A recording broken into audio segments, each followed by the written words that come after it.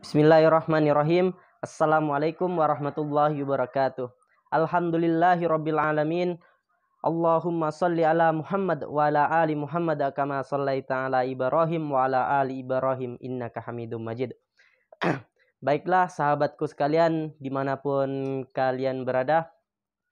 Perkenalkan, nama saya Chandra Lukito, pastroper asal Grogot, Kabupaten Pasir, Provinsi Kalimantan Timur.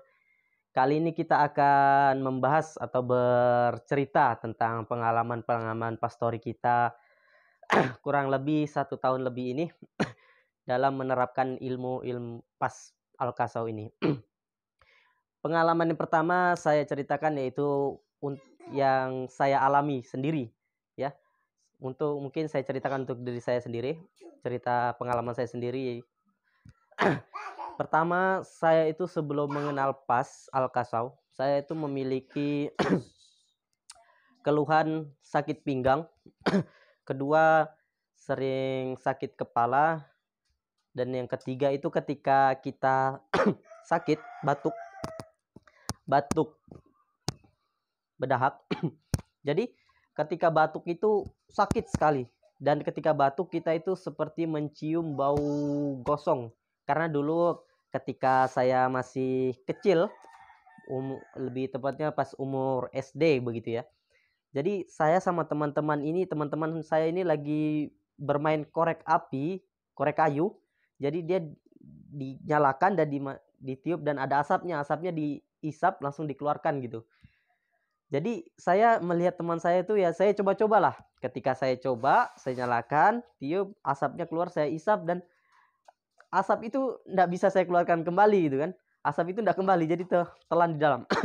Jadi pada saat itu ketika saya sakit dan itu asap itu selalu tercium. Terasa kalau ketika kita batuk itu ketika sakit tercium bau gosongnya korek itu selalu tercium.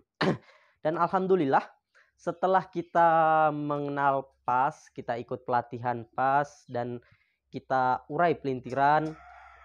Jadi keluhan-keluhan yang saya rasakan tadi itu alhamdulillah tidak ada semua. Yang tadinya sakit pinggang karena main bulu tangkis kan pada saat itu, kalau ketika bangun tidur itu sakit dan alhamdulillah itu tidak ada sudah. Dan semacam kayak pusing ketika kita telat makan atau perjalanan naik motor pada siang-siang itu pusing dan alhamdulillah itu tidak ada.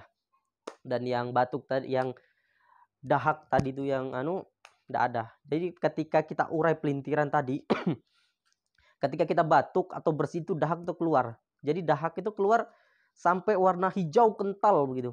Saking bertahun-tahunnya lamanya itu kan. Dan yang kedua, manfaat untuk keluarga saya sendiri. Jadi cerita begini. Ketika kita memiliki anak saya kan ada 2. Alhamdulillah ketika saya belajar pas itu anak saya masih 1, yaitu Hamzah. Nah, jadi ketika Hamzah ini sakit dan alhamdulillah panas atau apa kita nggak khawatir lagi. Jadi ya udah, kita udah tahu caranya dan apa sih itu, kenapa sih anak bisa panas, kenapa sih anak tiba-tiba kalau step.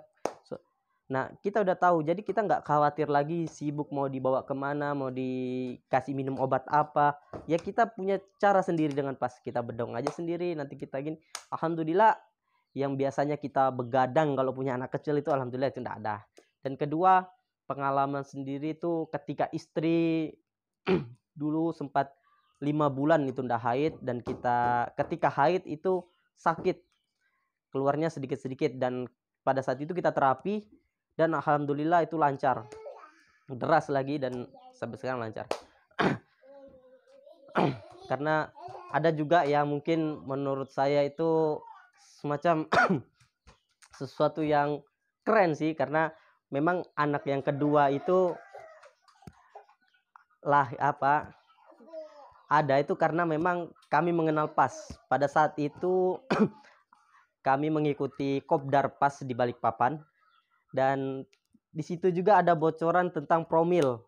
Dan pada saat pulang saya praktekkanlah di istri, kami perbaiki sistem rangka istri bagaimana promil dan alhamdulillah setelah 1 bulan dan itu langsung istri hamil. Jadi anak saya yang pertama dan kedua itu jaraknya nggak terlalu jauh. Makanya saya masih muda sudah punya anak 2 nih. Dan alhamdulillah ini mau TW ketiga ini. Dan yang saya perhatikan, anak pertama dan anak kedua itu sangat berbeda sekali. Karena apa? Anak yang kedua ini betul-betul murni dengan kita cara pas sendiri. Ketika hamil anak kedua itu, contohnya seperti kalau orang hamil ini ada keluhan sakit pinggang, tulang belakang sering sakit, sesak napas. Dan itu ketika ada keluhan-keluhan itu, ketika istri bilang ada keluhan itu, langsung kita riliskan, kita terapi, kita perbaiki rangkanya. Dan alhamdulillah keluhan-keluhan itu semua yang tadinya dirasakan di anak pertama, hamil ketika anak pertama, dan itu tidak semua dirasakan di anak kedua gitu. Dan anak kedua juga tidak ada namanya minum susu ibu hamil, minum obat penambah darah, penambah kalsium tulang, itu tidak ada semua. Dan alhamdulillah setelah lahir anak yang kedua ini lebih fisiknya itu lebih kuat ketimbang anak yang pertama. Dan anaknya juga lebih tenang. Kalau malam kita nggak pernah begadang. Bahkan saat ini kami terbangun malam itu, kadang yang nangis bukan anak yang kedua, bahkan anak yang pertama yang besar gitu. Nah itu poster kedua. Dan yang ketiga mungkin saya akan yang baru-baru saya ketemu kemarin. Jadi kurang lebih belakangan 1 bulan ini kami bertemu dengan Bapak Dodi.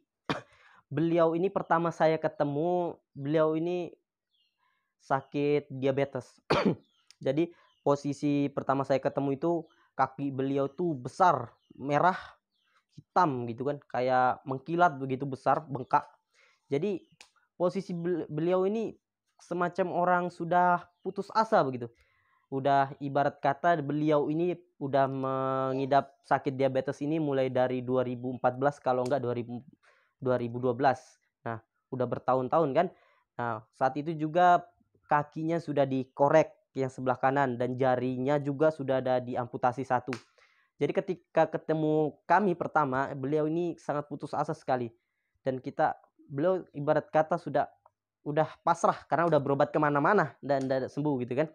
Dan alhamdulillah kita terapi sekali dan sudah besoknya selang 3 hari kami suruh lagi datang ke tempat kami. Dan alhamdulillah setelah yang keduanya beliau datang, beliau udah mulai ceria. Karena apa? Kakinya yang bengkak tadi udah mulai nyusut, sudah mulai kempes. Kedua mulai yang tadinya merah itu sudah mulai mengempes, mengecil. Dan hingga kemarin kita sampai bertemu keempat kalinya. Dan yang keempat kali kemarin kami ketemu, beliau sudah ceria. Yang tadinya bawaan badannya itu selalu lemas dan kakinya bengkak, dan saat ini kakinya udah mengecil normal seperti biasa dan mulai ceria. Dan saat ini dia udah kembali ke rumah beliau, karena ke Tanah Grogot ini dia ke rumah orang tua beliau kan, rumah orang tua beliau di Grogot, dan beliau sudah kembali ke rumahnya sendiri di Balikpapan dan melakukan aktivitasnya sehari-hari.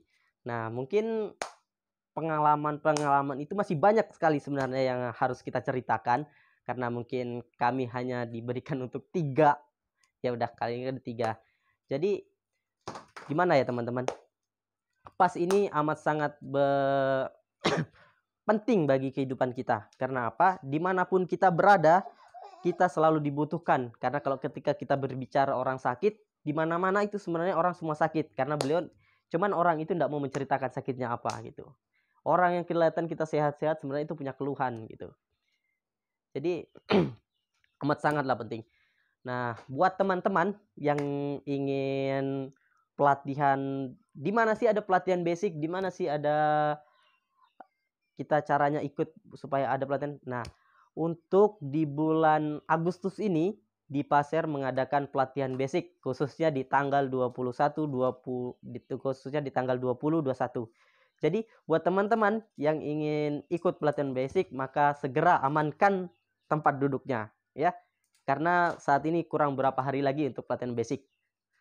Mungkin cukup sekian sharing dari kami, kurang dan lebihnya mohon dimaafkan.